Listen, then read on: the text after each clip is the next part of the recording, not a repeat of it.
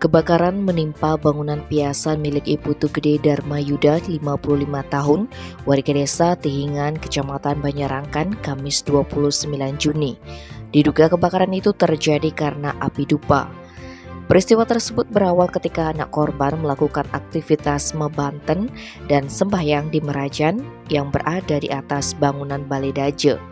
Kemudian sekitar pukul 13 WITA terdengar teriakan tetangga dari jalan yang mengatakan ada kebakaran di Merajan korban.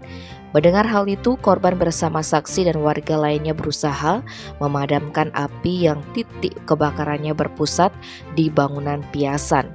Kapolsek Banyarangkan AKP Iwayang Sujana mengatakan sekitar pukul 13.20 WITA 2 unit damkar Klungkung pun tiba di lokasi dan langsung membantu melakukan pemadaman.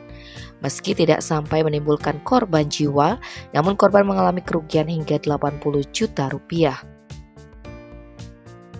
Tim Bali Express melaporkan.